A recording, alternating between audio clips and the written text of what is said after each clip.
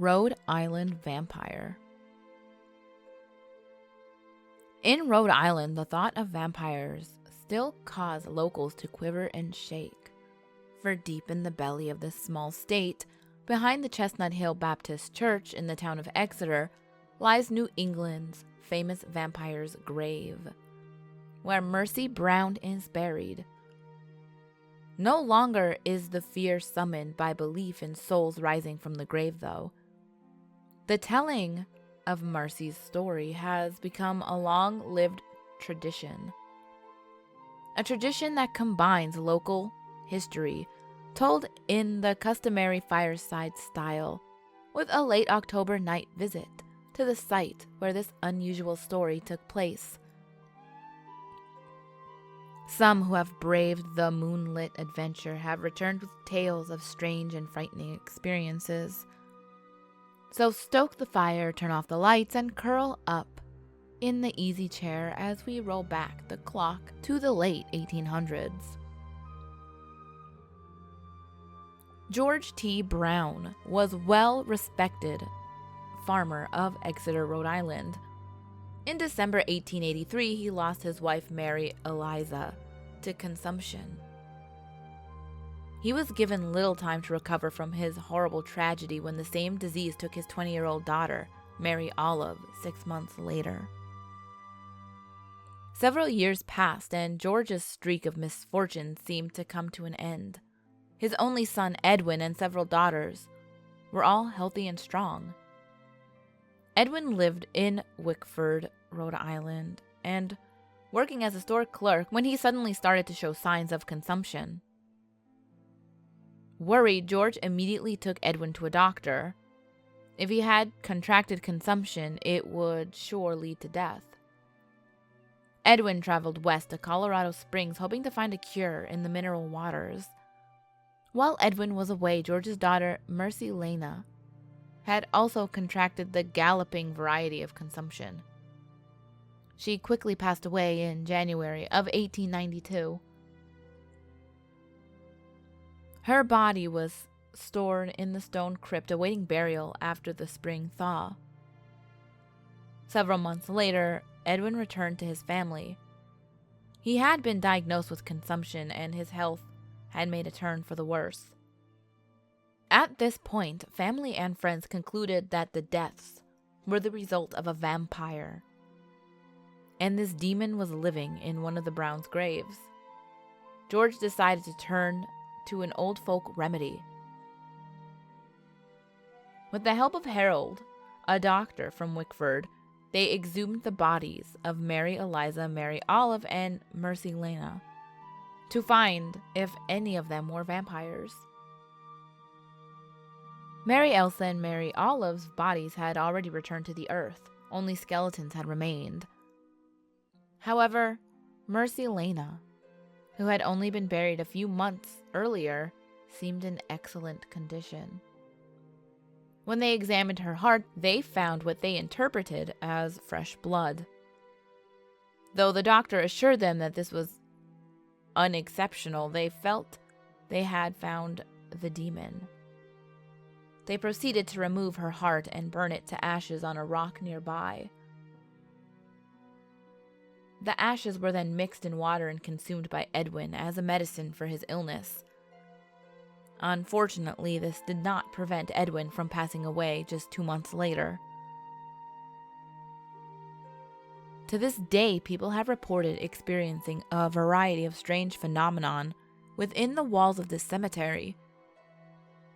Many witnesses who were interviewed claimed to have seen the ghost of Mercy strolling through the graveyard on a moonlit night. Others reported having heard the crying of a young woman or seeing a bright blue light near Mercy Brown's tombstone. Most people who have visited Mercy's grave tell of sensing a presence nearby, feeling as if they are being watched. Whether these experiences were due to heightened emotional or restless spirits, no one can be sure. But one thing I can say is that no matter what your beliefs are, an evening visit to Mercy's grave will send shivers up and down your spine.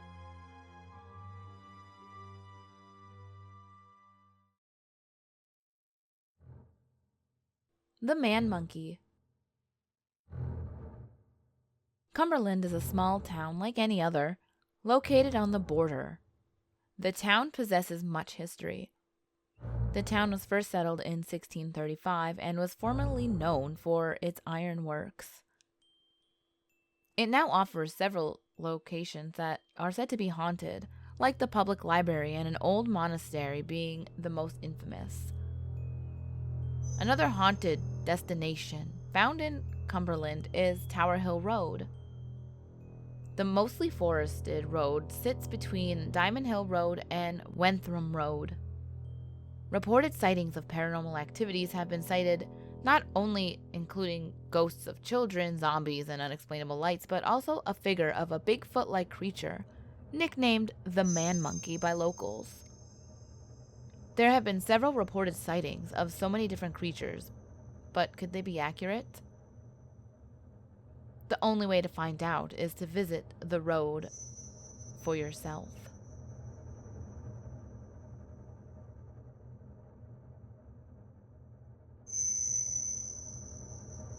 The Devil's Footprints. The devil made it to Rhode Island, and he probably came from Massachusetts. That is, if you believe local legend. In North Kingstown, north of Wickford, and near the entrance of Quonset, is a large granite ledge known as Devil's Foot Rock. Legends going back to the colonial era tell of a squaw being chased by the devil. Some say that she fled from Boston, like so many others seeking relief from religious persecution. Her pursuer is said to have left his footprints at Devil's Foot Rock, then at Chimney Hill in South Kingstown, and finally at Block Island. The footprint must have been hidden for many years by heavy underbrush and eroded from the embankment above. In 1939, when the site was given to Rhode Island Historical Society by John Dixon Johnson of Newport, a newspaper headline declared, "Searchers unable to find Devil's Footprint Rock." But 2 years later, during the installation of the rail spur to Quonset, a stone railing wall was constructed around the print, minimizing the impact of nature's unrelenting quest to cover the devil's tracks. If you know about folklore, then you no doubt expect that there is more than one version of this story, and you will not be disappointed. A text of the legend published in 1850 links the South Kingstown site to a well-known geological wonder in Middletown. One of the 3 different versions of this legend portrays the probable colonial origins, during a time when European Christians were converting, if not Native Americans themselves, then at least their ancient spirits. Most of these mythological and legendary beings, such as the Chicopee and the Hobomonco, were transformed into the devil, or at least into demons. In this legend, an Indian woman murdered a white man near Wickford. Just as she attempts to escape, a stern-looking English gentleman appears, asking if she will walk with him for a short distance. She balks, but cannot escape before he seizes her by the arm. As she cries out for the Hobomonco to save her, her attacker reveals, "I am Hobomonco." Then, dropping his disguise, the devil grabs her by the waist, stamps the ground fiercely once or twice, and flies with her, plunging her into the turbulent waves of the purgatory chasm. The story concludes, to this day may be seen near Wickford the footprints of Satan on the surface of the ledge near the road. One has the form of a cloven hoof, and the other has exactly the shape and size of a human foot, even to the mark of the great toe.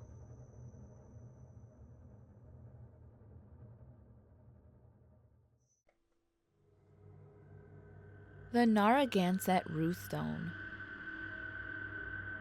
The Narragansett Rune stone recently found its final home in downtown Wickford. Until recently, this piece of Viking graffiti was submerged most hours of the day in the bay, only appearing at the lowest of tides, and when it did, however, it would attract sightseeing boaters. So one of the millionaire seaside landowners, unhappy with the boaters ruining his view, snatched up the stone and hid it. A TV show was filmed about the stone, and when the crew discovered it was missing, the state became a criminal investigation. The millionaire fessed up, and the state got the stone for testing.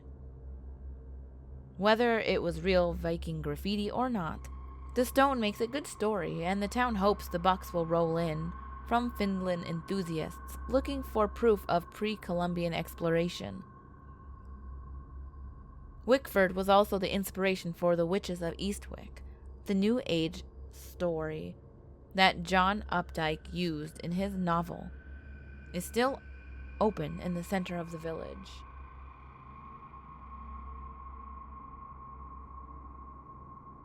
The Perrin family haunting. Seeking to move the children to a quieter home life in the country, Roger and Caroline Perrin purchased their dream home in the winter of 1970. The old Arnold estate was 200 acres in size, and one of the original plantations in the area, surveyed by colonist John Smith in 1680 and deeded to Roger Williams for the formation of the state of Rhode Island. Located on Round Top Road in Harrisville, Rhode Island, the 10-room lovely and charming country home was built in 1736 on a beautiful plot of land with plenty of room for their 5 children, all girls, to roam around and play. Nancy and Christine Perrin shared one room, Cindy and April another, and Andrea had a room all to herself.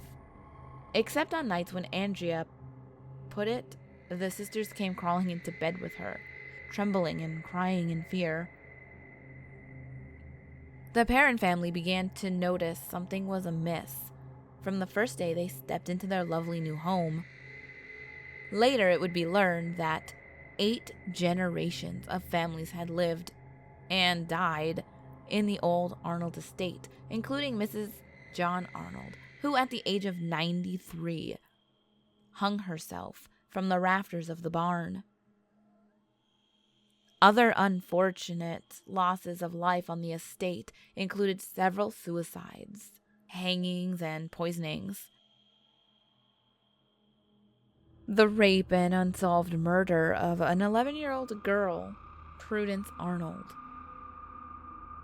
2 sudden drownings in the creek located near the house, and 4 men who mysteriously froze to death on the land. It did not take long before the Perrins understood why the previous seller advised them, on the day that they moved into the house, to leave the lights on at night. The Perrins soon learned that every occupant of the old Arnold estate had reported supernatural phenomena on the homestead. In fact, the owner, just prior to the Perrins, had hired a contractor to renovate the house. The contractor had been busily renovating the home, and he suddenly stopped work and fled. It was reported that he had left the home screaming, leaving behind all of his tools and his car. The owners never moved in, and the home sat vacant for several years before the Perrins discovered it on the market. Despite their unfortunate circumstances, financial constraints kept the Perrins rooted in the place for 10 long years, unable to flee as they endured the inconvenience of the friendly spirits and the torture of the malevolent ghosts bestowed upon them. Finally, in 1980, at the insistence of Carol, the Perrins were financially able to vacate the home.